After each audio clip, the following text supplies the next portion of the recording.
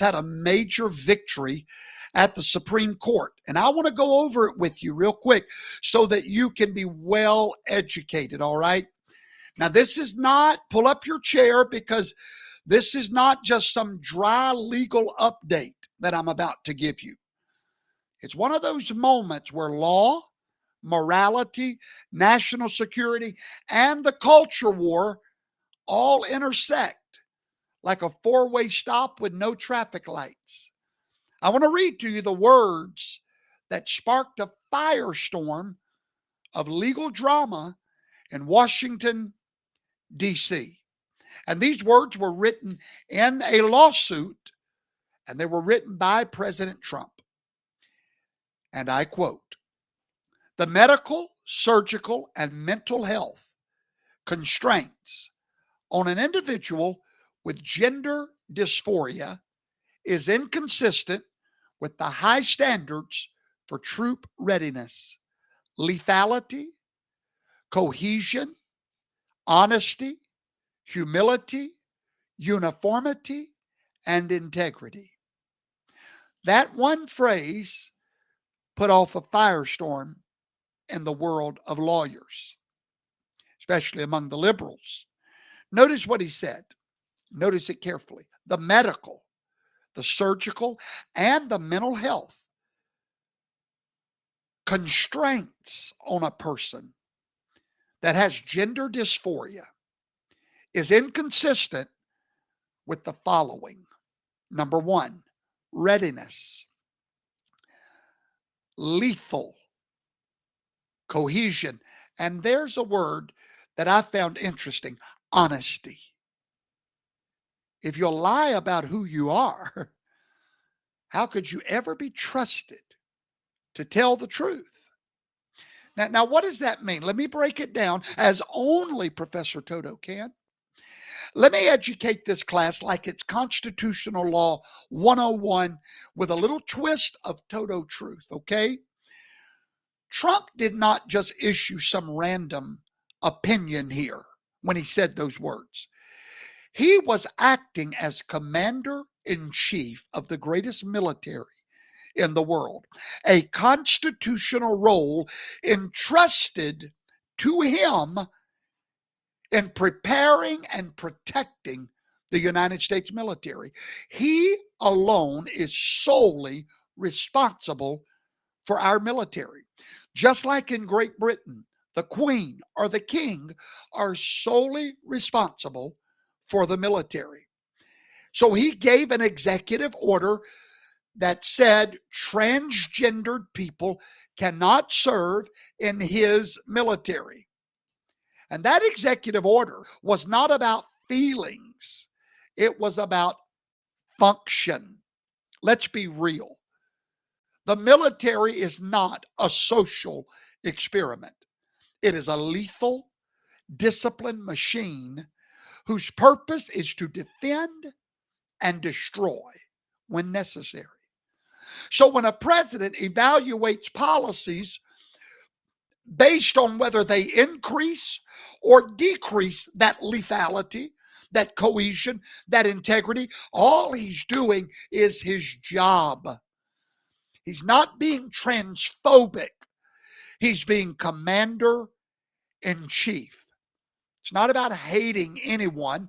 It's about saying, if someone is in the middle of transition surgery, or they're on hormone treatments, or they're navigating severe mental distress because of gender dysphoria, are they at optimal readiness to go into combat zones, to live in barracks, to deploy at a moment's notice? Trump said no, and I agree with that. Now, let's fast forward into the courtroom. A little district judge tried to block this policy, tried to stop Donald Trump from doing his job. What did he do? He issued a nationwide injunction. One of those moves that we're seeing way too often, where a single federal judge tries to shut down federal executive policy. Well, you know, Donald Trump didn't take that lying down. He took it to the Supreme Court, and guess what happened today or yesterday? One of the two. The SCOTUS said, hold up. That's what they did. In a 6-3 decision. And you know the three bobbleheads that, you already know.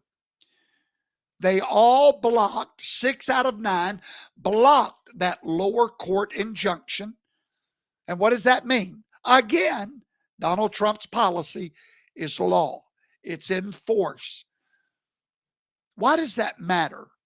Because this is not just a legal technicality. It's about the Constitution, the separation of powers. The court recognized that when it comes to the military, the executive branch gets deference, not the judiciary. Now, the courts are finally beginning to push back on activist judges who think they run the military. But President Trump's constitutional instincts were dead on. He didn't say ban people because of who they are.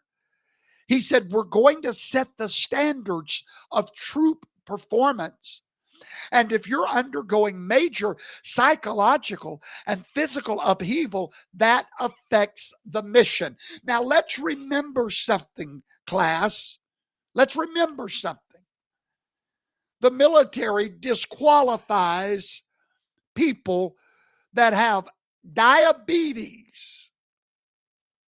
Let's just get this thing straight as only we can here, okay? The military rejects diabetes. Did you know they reject flat feet? Did you know they reject asthma? Did you know they reject ADHD? Why? Is that not discrimination? Why is that not cruel to all of you ADHD people? Why don't you get your bloomers in a wad? All you people breathing with asthma, why are you not mad that you're being discriminated against? Because you got half of a brain. You understand, you don't need to be shooting a machine gun, spraying your love. I'm coming. Come on, don't be dumb. Combat doesn't care about your identity. It cares about your readiness. So why should gender dysphoria, a condition that often requires hormone therapy, psychological counseling, major surgery, why should they be exempt from that scrutiny? What President Trump did was very bold and very necessary. He undid the Obama craziness. He rejected the idea that military policy should bend to political pressure from the gender identity industrial complex. He said, no, we're going to return to the basics: readiness, integrity, uniformity, cohesion, honesty. And now the Supreme Court is backing it up. But don't think for a second the left won't keep trying. Their goal is to use the military as their next cultural conquest. But America cannot afford a military divided by pronouns, identity politics, or woke ideology. So if you're talking to your friends at work tomorrow, you ladies that cut hair, you people that sell cars, all the rest of you, you're at work and this conversation comes up. How cruel that Trump would ban these people just because of who they are. Well, the flat-feeted people, it's who are they? They're not ready for combat. Trump's executive order meant that our military standards matter more than Twitter tantrums. It meant the commander in chief has the duty to prioritize strength over sensitivity. It meant that serving your country is a privilege, not a therapy session. And all those that say otherwise, tell them to go and listen to Professor Toto. Oh, by the way,